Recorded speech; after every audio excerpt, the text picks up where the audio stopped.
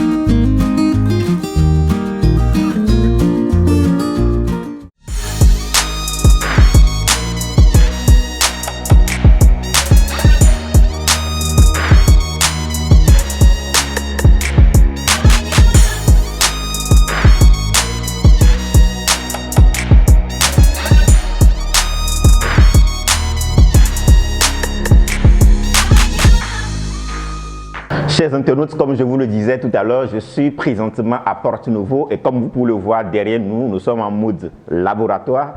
Je suis allé à la rencontre de Émile Sarré, un entrepreneur, je dirais un entrepreneur qui a un parcours atypique sur le web. Et nous allons, comme d'habitude, aller à sa rencontre pour qu'il puisse nous parler de son parcours et comment vous aussi, vous pouvez commencer par profiter du temps que vous passez sur Internet puisqu'il est question de ça. Émile, bonjour. Bonjour. Merci de nous avoir accepté. Merci d'avoir accepté cette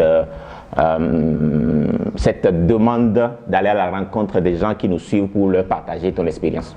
C'est moi. D'accord, ok. Alors, Émile, nous sommes déjà en face de nos internautes. Moi, je préfère souvent laisser le soin à mes interlocuteurs de mieux se présenter pour que les internautes puissent bien les connaître. Bonjour, moi c'est Silas Sarré. Je suis entrepreneur et comme corps de métier, je suis full stack développeur. Donc, je fais tout ce qui va des sites, de la conception de sites internet au développement d'applications web et mobiles. Voilà. Ok, d'accord. Alors, nous allons rentrer un peu dans l'historique. Comment tu t'es lancé dans ce domaine? C'est ça que tu as fait à l'école? Voilà, nos internautes veulent mieux en savoir. Donc, déjà, je me suis intéressé au monde de l'informatique dès la classe de troisième. Bon, après des échanges qu'on avait entre camarades par rapport aux nouveautés du monde du numérique, à savoir les nouveaux jeux, l'actualité sur le web, ainsi de suite. Donc, je m'intéressais surtout à comment ces choses qui nous sont présentées au travers des navigateurs mobiles sont faites.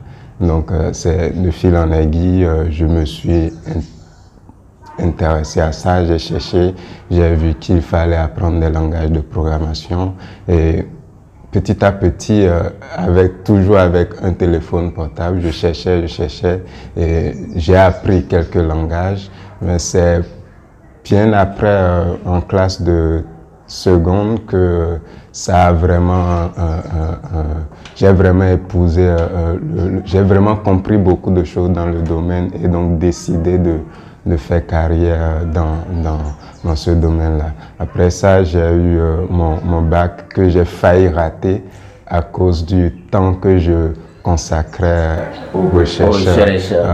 Donc, j'ai commencé mes révisions une semaine avant le bac et révision téléphone, révision, téléphone, mais Dieu merci. En ce moment, c'était quel type de téléphone? J'avais un Pocket PC, un ordinateur qui tournait sur Windows mobile, à ne pas confondre avec Windows Phone. Ok, c'était en quelle année ça? C'était en 2011-2012, parce que j'ai eu un bac C en 2012.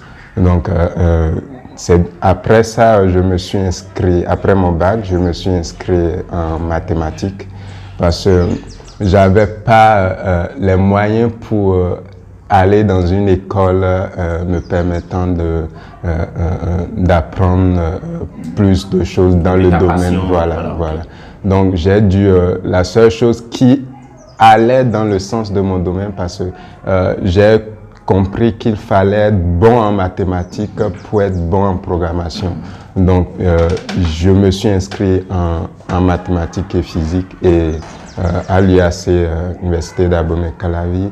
Et c'est l'année qui a suivi que, avec mon secours, j'ai pu m'inscrire dans une école. Et mon inscription à l'UAC m'a permis en un an de comprendre que c'était pas forcément les cours universitaires qui me permettront d'accéder à une carrière dans le domaine de l'informatique.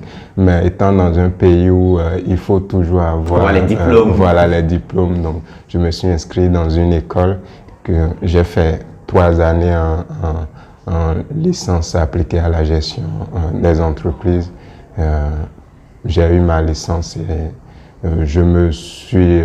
déjà, dès la 2e année, je travaillais dans une entreprise à Cotonou. Okay. Et bien après ça, j'ai eu ma licence et j'ai continué mon parcours dans 2 entreprises. Et c'est dans ces entreprises-là que j'ai commencé par avoir des propositions par rapport à la conception d'applications et de sites web. Et je les ai faites. Et de fil en aiguille, je me suis rendu compte que je gagnais bien plus dans ça que l'emploi. Voilà. L'emploi me donnait une garantie à la fin du mois, mais ce que je gagnais de l'autre côté me permettait de vivre pendant un temps et de pouvoir relancer. Donc, comme je suis forceur, j'ai démissionné de mon entreprise et puis... c'est comme ça, tu t'es lancé dans le monde du freelancing, si on peut s'exprimer en ces termes. Alors, si vous suivez bien un peu l'historique, le parcours, on peut même déjà commencer par tirer une conclusion que, comme toi-même tu l'as dit tout à l'heure, que là où il est présentement, ce dont il profite, n'a forcément rien à voir avec ce qu'il a appris à l'école. Oui, l'école nous donne quelques backgrounds, ça nous permet quand même de nous exprimer en français actuellement, mais la plupart des compétences qu'il a acquises après, on peut le dire, c'est sur le tas. C'est sur le tas et également c'est sa passion qui lui a permis d'en arriver là. Mais la question que moi je voudrais te poser, toi et moi, si aujourd'hui on a l'occasion de faire cette interview pour permettre aux internautes d'en profiter, c'est parce qu'on a eu à travailler ensemble avec un même client. C'est comme ça, on s'est connu, un client qui est basé en France, Moi, personnellement, ils m'ont recruté sur Upwork, qui est l'une des plateformes de freelancing. Toi, tu n'es pas sur ces plateformes-là. Mais comment tu peux, parce que ce client, ce n'est pas n'importe quel client, c'est un gros lot. Comment, en n'étant même pas sur les plateformes de freelancing, mais toi, tu vis de ta vie de freelancing, tu décodes des contrats. Et tout à l'heure même, avant de commencer cet entretien, tu me disais que la demande, elle est grande. Quelles sont les techniques que tu utilises sans passer par les plateformes de freelancing? Donc, déjà, j'aimerais revenir par rapport à l'importance de l'école. L'école, elle est très importante en ce sens qu'elle permet de se créer un réseau, puisque ce sont nos camarades qui deviennent un peu plus tard des ministres, des députés et qui doivent prendre des décisions qui vous impacteront. Donc, l'école, elle est très importante. Elle permet de créer un réseau, de communiquer avec d'autres personnes, de voir diverses façons de penser et aussi d'acquérir de l'expérience des professeurs qui ont bien fait avant nous. Okay. Donc, à part ça, le fait de comprendre que l'école, c'est pas l'université forcément qui me permettrait d'accéder à l'emploi que je visais, de faire carrière dans le domaine qui me passionnait. C'est fait que l'école vous apprend peut-être l'oralité et autres, mais la pratique vient de votre expérience, vient de ce que vous touchez vous-même, ainsi de suite.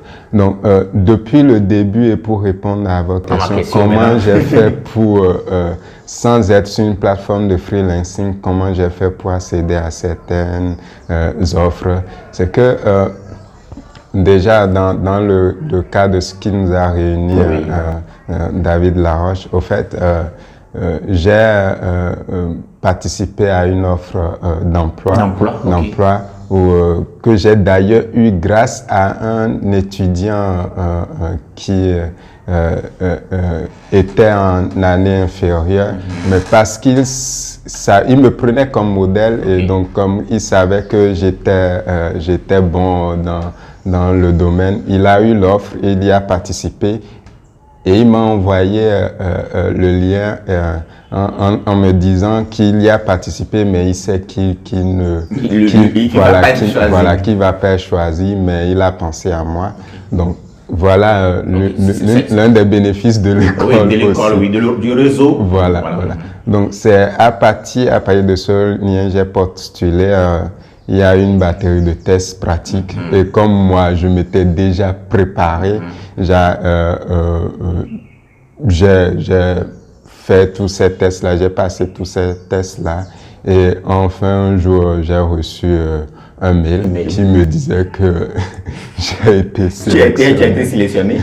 Et ils étaient surpris de voir que sur plus de 500 applicants, que ce soit un Africain, qui surtout d'un pays qui est caché à côté du Nigeria. Voilà.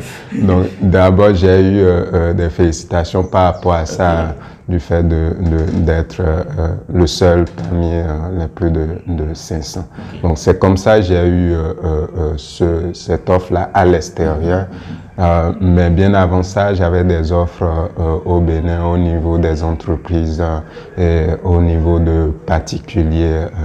Donc, j'évite de trop communiquer et pour ne pas me surcharger. Te surcharger, oui. Parce que on a une bête noire dans le domaine, c'est de commencer des projets qui sont confiés, de se surcharger et de ne pas terminer les projets. Donc je savais que je pouvais me faire beaucoup d'argent dans le domaine, mais je voulais le faire bien. Donc j'évitais de faire des communications qui risquaient de me faire surcharger. Voilà.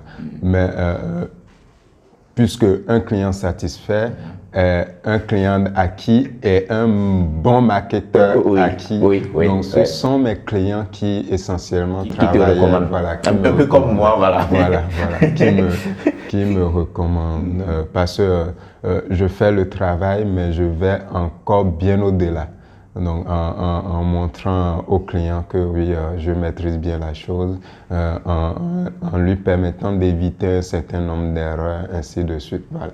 Et comme tu le disais tout à l'heure, moi je me rappelle, puisqu'on a travaillé ensemble avec David Laroche. David Laroche a une liste de diffusion de plus de 500 000 abonnés, voire 600 000 abonnés, c'est-à-dire leur base de données 10 000. Donc du coup, ces offres dont tu as parlé tout à l'heure, c'est des offres où on envoie de mails à toute cette base de données. Où, par exemple, comme tu l'as dit, plus de 600 000 personnes ont accès à ça. Et dans ce processus-là, avec les tests, après des tests, c'est toi qui as été sélectionné, comme tu l'as dit tout à l'heure. C'est incroyable, mais ça rappelle le fait que, comme j'ai l'habitude de le dire, on n'a pas besoin de devenir d'une famille aisée, on n'a pas besoin de venir d'un pays où toutes les conditions sont remplies, mais à partir du moment où la passion est là, la volonté est là, on peut y arriver. Et moi, je me rappelle, quand on a des soucis techniques, que ce soit avec les sites internet, tout ce que je faisais avec David Laroche, il dit, regarde avec Émile, et quand on va voir Émile, c'est que c'est réglé.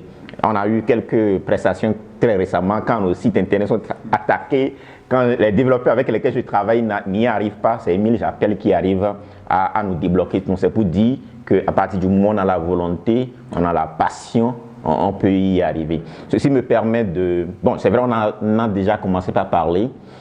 Au niveau, tu as également une agence dans le domaine, une équipe derrière toi qui bosse avec toi. Il y en a qui ne sont pas là aujourd'hui, certainement. Est-ce que tu veux nous dire concrètement comment ça se passe? Quand je parle de comment ça se passe ici, bon, on a commencé par déjà parler de ça. Comment vous avez les clients en dehors de ça, dans la pratique, jusqu'à ce que vous rendez le projet, comment ça se passe? Voilà. Déjà, l'idée de créer une entreprise avait germé depuis l'université, mais je n'avais pas les compétences pour pouvoir gérer des humains, parce que j'ai lancé j'ai eu plusieurs tentatives de création d'entreprise à l'université où j'avais autour de moi une vingtaine de personnes, mais j'ai fini par comprendre que parce que j'avais pas un certain nombre de compétences, je n'arrivais pas à fédérer tous ces gens-là autour de mon idée. De ta vision. Voilà. Donc, et aussi, pas forcément à cause de moi, mais aussi à cause de l'environnement qui ne permet pas d'évoluer dans le monde du numérique sans avoir de préjugés et autres. Là, on est au Bénin. Voilà. Donc, bien après, quand j'ai fait mon parcours dans certaines entreprises et j'ai dû décider d'aller en freelancing, la légalité m'a rattrapé pour certaines opérations. Oui. Il fallait avoir une couverture légale. Donc, j'ai créé mon entreprise et j'ai recruté des gens que j'ai fait former dans mon entreprise. Depuis 2019, nous évoluons ensemble. D'accord, ok. Alors ici, ce n'est pas parce que tout est rose que vous avancez, il y a toujours des hauts et des bas. Vous êtes un entrepreneur à la base. Pour vous, qu'on soit sur le net ou pas, en tant qu'entrepreneur, c'est quoi les clés du succès? Si tu peux en citer 1, 2 ou 3.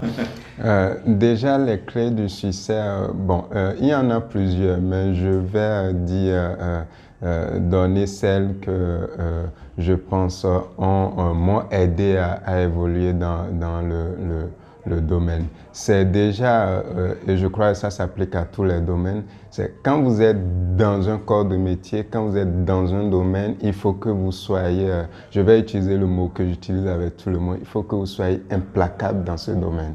Il ne faut pas qu'il y ait de coin d'ombre. Il faut pas il faut pas que quelqu'un vienne vous poser une question et que vous n'ayez pas la solution et que vous dormiez sur ça. C'est une faute très grave. Parce que dans cette question-là prépare peut-être une opportunité qui viendra dans 3 ans et dont la clé serait de répondre à cette question ou de découvrir quelque chose qui se cache derrière cette question. Donc, il faut être implacable dans son domaine. Il faut bien maîtriser son domaine. Il faut aller au-delà de sa zone de confort et aussi il faut toujours chercher. Parce que les choses évoluent rapidement dans ce domaine. Voilà, les choses évoluent très rapidement.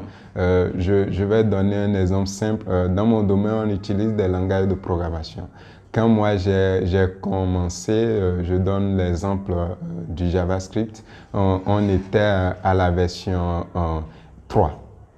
JavaScript 3 et ECMAScript 1.5. Donc, aujourd'hui, nous sommes déjà à la version 8. 8. 5 se sont ajoutés. Voilà. Donc, il y a déjà des améliorations qui se sont faites. Et si vous restez camper sur ce que vous connaissez, ce que vous maîtrisez. Très vite, vous allez vous retrouver dans un monde nouveau. Et là, c'est là qu'on commence par commettre des erreurs qui nous envoient. Il faut faire de la mise à jour. Voilà, il faut faire de la mise à jour. Comme on le dit, voilà, dans le domaine, c'est de la mise à jour. C'est très important. Je ne me réveille pas un jour sans apprendre quelque chose de plus. Sinon, je vais peut-être dire un truc qui, pour certains, va sembler incorrect. Au fait, j'apprends pas tout.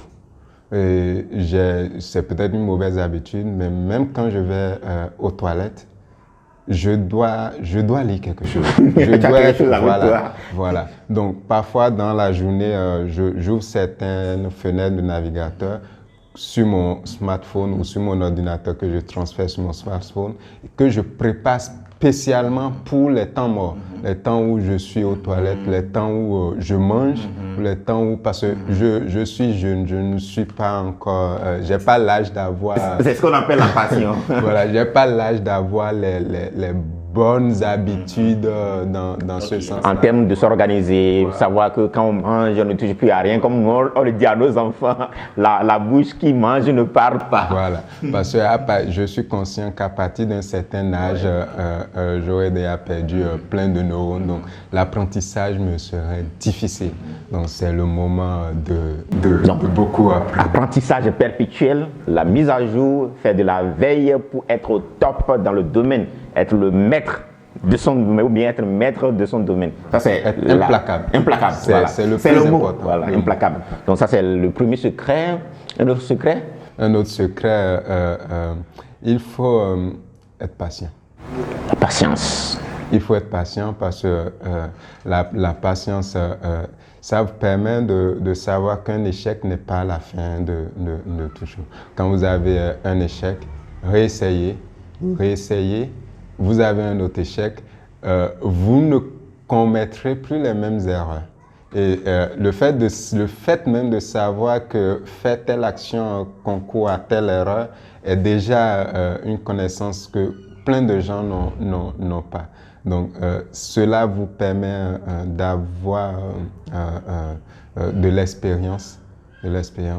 Si vous n'êtes pas patient, vous allez rencontrer des obstacles, vous allez vous précipiter à aller vers une solution rapide. Un exemple simple, quand je commence un programme et que j'ai un problème, il y a des solutions faciles. Je peux piocher du code un peu partout, je peux faire par quelqu'un d'autre. Mais j'ai ces solutions-là, mais je les éloigne de moi. J'essaie de tout faire pour comprendre. Ok, pour te dépasser. Voilà, pour me dépasser. Et en voulant comprendre, je découvre autre chose. Parce que plein de gens sont venus avant moi et ont eu le même problème que moi. Et jusqu'à maintenant, malgré mon expérience, je n'ai jamais eu une question qui n'a pas encore été posée. N'est-ce pas? Ouais, donc, qui n'a pas été posée sur Internet. Okay. C'est ça, voilà. Oui, c'est ça le pouvoir d'Internet. Donc, c'est être patient, essayer. La victoire est encore devant, mais garder la même endurance et tôt ou tard, vous parviendrez à vos fins. Ne pas être pressé, ça c'est important. D'accord, la patience. Est-ce qu'il y a un dernier ou bien... Un dernier, c'est plus... bon, chacun choisira de le suivre ou pas. C'est d'éviter de se disperser dans plusieurs choses. Parce que quand on est jeune, on a la force, on pense qu'on peut tout faire. Et en se dépensant, en dispersant ces énergies, on est moins productif. Donc, par exemple, moi, je dis souvent, je ne sais pas vendre. Même si je peux vous vendre un œuf de poule comme un œuf d'autruche, c'est pas mon métier. Donc le marketing. Voilà, c'est pas mon métier. Donc j'évite de dépenser trop d'énergie dans ce domaine. Mon métier, c'est la conception. Donc, je dépense toute mon énergie dans ça, hein, sans toutefois ignorer le marketing. Le marketing, oui, on en a besoin. Voilà. Il y a des gens qui sont chargés de faire ça. Il y a des gens qui sont chargés de communiquer. Donc, quand je vois souvent des jeunes qui sont dans le domaine du développement, ils font plein de choses.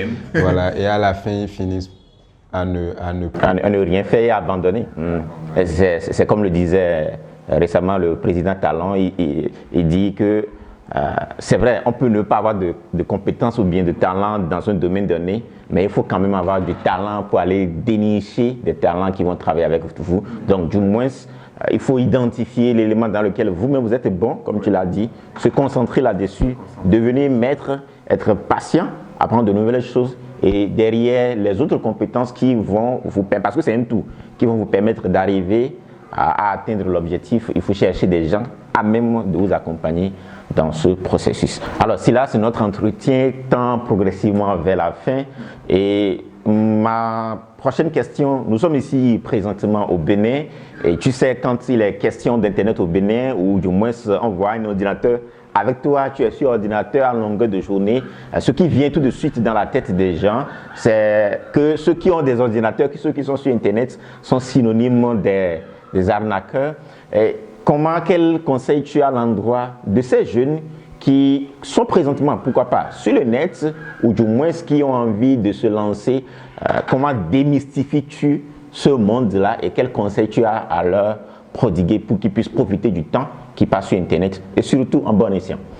Ok, au fait, par rapport, je vais m'en tenir au Bénin puisque c'est le pays dans lequel je vis et que je maîtrise le mieux. Au fait, il n'y a pas vraiment fumée sans feu. Sans feu. Donc, il y a forcément une partie des jeunes qui, sur Internet, ont des activités qui sont illégales. Et donc, ce qui ternit la réputation de toute personne qui a une activité sur ce monde-là de l'Internet. En fait, ce que je dirais, c'est, je dirais que si vous êtes victime de ce genre de préjugés, je l'ai été, je le suis toujours. Il suffit qu'on te voit avec un ordinateur, qu'on te voit sur Internet et qu'on voit que tu gagnes de l'argent. Les gens ne conçoivent pas réellement ce que tu fais, ce qui produit cette richesse-là que tu utilises dans ta vie, ce qui te permet de vivre. Puisqu'on est toujours phasé sur le fait qu'il faut avoir un produit physique pour gagner de l'argent, pour avoir une certaine richesse. Alors que maintenant, avec Internet, tout ce qui est produit est le plus souvent intellectuel et n'est pas forcément physiquement perceptible. Ouais. Voilà. Donc, ce que je fais, puisque j'en ai été victime de ces préjugés, j'explique. J'ai appris un métier, je suis dans le domaine de l'informatique et je fais des outils qui permettent aux gens de communiquer entre eux. Et très souvent, ceux qui lancent ces préjugés ont souvent des smartphones. Oui, ils utilisent les applications. Ils utilisent les applications. Vous ne pouvez pas changer la perception qu'une personne a de vous. Vous pouvez juste lui expliquer libre à cette personne-là de choisir, de le comprendre ou pas. Donc, je leur dis, OK, vous utilisez WhatsApp par exemple. C'est le genre d'application que je suis capable de faire. Quand vous allez dans une banque, vous utilisez des services, puisque parfois vous allez, on vous dit, il n'y a pas la connexion. OK, de quelle connexion dont on parle? C'est de la même chose. Au fait, il ne faut pas que ceux qui maîtrisent le domaine En tout cas, c'est de la même chose, mais sous une autre forme. Ils utilisent des logiciels qui vous permet de savoir quel est votre solde, ainsi de suite. Ce sont ces genres de choses que moi je fais. Et quand je fais ça, je gagne forcément de l'argent parce qu'eux-mêmes, ils font une activité avec. Mais non, quand je disais il n'y a pas de fumée sans feu, il y a des gens qui font des activités illégales sur Internet. Ouais. Ceux-là sont ceux qui sont la bête noire du domaine et autres. Je n'irai pas trop loin dans ce que je sais, c'est que il y a une autre façon de faire, sans toutefois entrer sans toutefois faire tout ce qui est illégal, sans toutefois arnaquer et autres. Moi, je les considère même comme des génies. Parce que, voilà, je les considère comme des génies parce que quelqu'un capable de convaincre une personne à l'autre bout du monde et de l'arnaquer est capable de vendre. Donc, utiliser ces talents-là dans le bon sens. Voilà, c'est comme un couteau qu'on vous donne. Le couteau, vous pouvez faire un bon plat de cuisine avec. Dans le même temps, vous pouvez en découdre avec quelqu'un. Donc, en fait, il y a un terme qu'on utilise à l'extérieur. On parle de task force. On parle de force de vente. Je pense qu'on pourrait transformer ces gens-là en une force de vente. Parce que ils sont capables de convaincre. C'est pas tout le monde n'a pas cette capacité-là. Voilà, on va à l'école pour apprendre ça. Mais eux, ils n'ont pas forcément acquis depuis l'école, mais grâce à leur expérience sur Internet. Donc, on pourrait les utiliser plutôt dans le bon sens. Voilà, dans le bon sens. Je ne conseille à personne de faire ça parce que bien mal acquis ne profite. Tout à fait. La nature a ses règles et c'est la loi de la compensation. Ça finit toujours par se retourner contre toi. Eux, ils gagnent peut-être de l'argent qu'ils utilisent, mais c'est l'image du pays qui est mis dans la boue qui est mise dans la boue et ça impactera la génération future. Moi, je donne des formations dans la sous-région. Je suis à Abidjan, je suis à Dakar, je suis à Douala. Je voyage un peu partout. Et ce que tu dis est important parce que quand tu dis que tu es béninois, et c'est surtout le béninois qui met de pareils commentaires de porte-monnaie magique et autres, ça salit un peu l'image. Mais on a des gens comme Émile, on a des gens comme Alphonse, on a d'autres quand même qui bossent. Tout à l'heure, en venant ici, on était en train de regarder une vidéo YouTube. C'est un béninois, c'est vrai qu'il vit en France, mais il est très bon en dropshipping. Il accompagne des milliers de personnes à faire autant. Alors, mon autre question, c'est qu'est-ce que tu as à l'endroit des entreprises qui peinent à profiter du potentiel économique d'Internet? Nous sommes à l'ère du digital. Beaucoup d'entreprises aujourd'hui n'ont pas le minimum d'outils pour se donner de la visibilité sur Internet. Quel conseil tu as à leur prodiguer? Je vais utiliser une affiche que j'ai vue sur un monsieur, Alex Balogun, un coach qui fait un bon travail à l'endroit des jeunes. Sur l'affiche, on a d'un côté un hélicoptère dans lequel se trouvait un caméraman. Et il est mis 2005. Et d'un autre côté, on a un drone muni d'une caméra.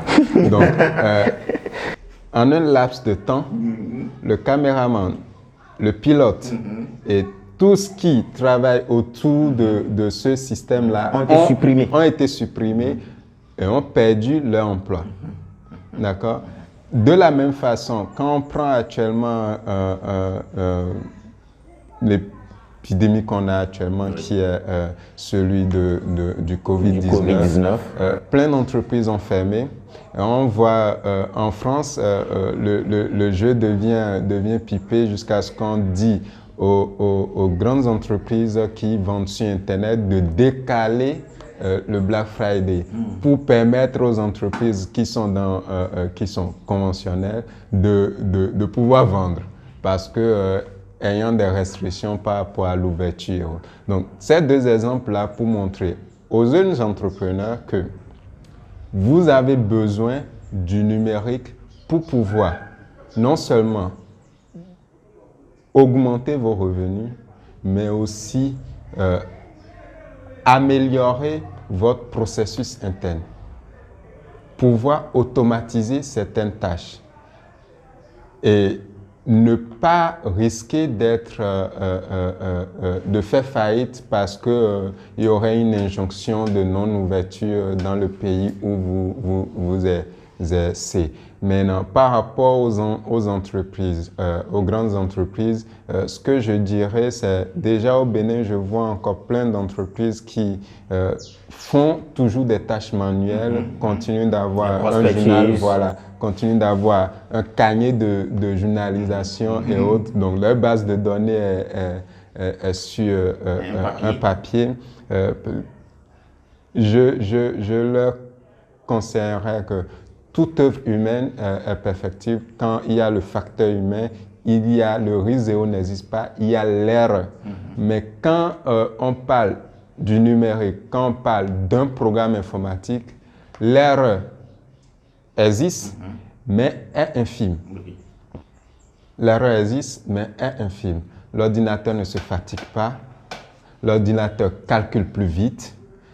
Donc, toutes ces tâches-là qui sont fait manuellement pourraient être automatisées et permettre aux employés de moins se fatiguer et de faire le plus efficacement possible leur travail sans et de gagner du temps qui est synonyme d'argent. Voilà. Alors, parlant d'argent, beaucoup attendent toujours ça. Émile, à peu près, arrive à générer combien comme ça par mois? À peu près. Je préfère à peu près. J'ai dit à peu près. Je n'ai pas dit de le dire exactement. Parce que quand on dit gagner sa vie sur Internet, beaucoup nous attendent souvent sur ce point-là. Quand on dit gagner sa vie sur Internet, on attend, bon, l'argent est bon. Qui dit qu'il ne gagne pas dans ce domaine est forcément incompétent ou bon, il y a d'autres facteurs que je n'évoquerai pas. Sinon, c'est assez variable. Oui, assez variable. Je n'aurai pas un montant fixe, mais c'est en ordre de millions. Okay. Mais en ordre de millions en francs CFA par mois. Voilà. Et il faut noter qu'il y a des charges. Il y a des charges, il faut le reconnaître. C'est en quelque sorte. Ok, bon, je pense que le mot est lâché, le million est lâché. Émile, nous sommes à la fin de cet entretien. Nous avons quand même tout donné et comme d'habitude, moi-même, en étant à côté, en t'écoutant, j'ai beaucoup appris et j'espère que c'est pareil pour nos internautes. Mais si je te donne encore l'occasion de placer un dernier mot, de quoi va être question? Je ferai un rappel par rapport au fait qu'il faut être implacable dans son domaine. Il faut être implacable dans son domaine. Toujours se mettre à jour ses connaissances afin de s'améliorer. Et je ferai un rappel par rapport à ceux qui veulent faire carrière dans le domaine d'être patient, de persévérer, de ne pas se précipiter au gain, de prendre le temps de mieux comprendre les choses.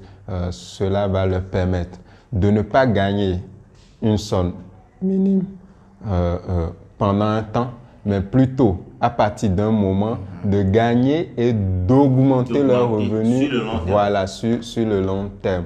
Parce que je dis souvent une chose, c'est mieux de gagner pendant 50 ans que de gagner beaucoup pendant 10 ans et après avoir des problèmes parce qu'on aurait mal géré et donc d'être assez patient par rapport à leurs objectifs et autres. Ça viendra. D'accord. Et par rapport à vos prestations ici à Oliop, voilà, vos prestations, vous donnez également des formations? Des formations, pour le moment, non, parce que si je devais faire une formation, ma cible, elle doit être spécialisée. Parce que pour former quelqu'un, il faut qu'il y ait des prérequis et autres. Donc, ce que nous faisons comme formation, c'est pour des gens que nous voulons embaucher. Ok, qui vont travailler avec voilà. vous. Mon équipe est composée de gens qui ont été formés ici à Oliop. Mais des formations payantes pour le moment. On envisage de le faire, mais pour le moment, non. Maintenant, nos prestations vont de la conception de sites internet au développement d'applications mobiles et web. Et notre spécialité, c'est le design des API, Application Programming Interfaces, et la sécurisation de celle-ci, parce que j'ai aussi un background du côté de la sécurité informatique et autres. Voilà. Donc, si des entreprises ont soit une infrastructure déjà en place, veulent sécuriser, ou sont en phase de déploiement vers le numérique, nous faisons des propositions taillées sur mesure, puisque chaque entreprise a sa politique interne, a son mode de fonctionnement. Donc nous faisons le plus souvent des solutions faites taillées sur mesure. Okay. Donc l'objectif final, c'est de leur permettre d'automatiser une bonne partie leur processus de leur processus. Voilà. Chers internautes, nous sommes à la fin de cet entretien et comme vous l'aurez su, Émile a partagé avec nous de grands secrets. Il est allé au-delà du web pour nous parler également des secrets pratiques, des secrets de vie qui peuvent vous permettre, que vous soyez sur Internet ou pas, de pouvoir réussir tout processus dans lequel vous vous êtes lancé. J'espère que cette vidéo vous a plu et que vous allez également la partager autour de vous afin de faire du bien dans la vie des gens qui vous entourent. Et Émile, merci d'avoir été un des nôtres. Merci. On espère certainement se retrouver. Pourquoi pas donner des formations ensemble, ça va venir dans le futur. Ça a été un plaisir pour nous de t'avoir. C'est partagé. Merci d'avoir visualisé cette vidéo. Et si tu veux aller loin dans le processus, sur comment toi aussi tu peux commencer par profiter du temps que tu passes sur Internet, j'ai mis dans la description un lien qui t'amène tout droit vers une formation totalement offerte qui va te montrer étape par étape, que ce soit pour commencer par gagner ta vie sur Internet en tant que consultant indépendant ou encore avoir une agence web marketing ou vivre d'un blog professionnel ou encore faire de l'e-commerce, en l'occurrence du dropshipping. Cette formation va te permettre de te lancer toi aussi. Et surtout, n'hésite pas à partager cette vidéo autour de toi afin de faire du bien dans la vie des gens qui t'entourent. Et n'oublie pas, on continue d'explorer l'impossible. Thank you. Ciao.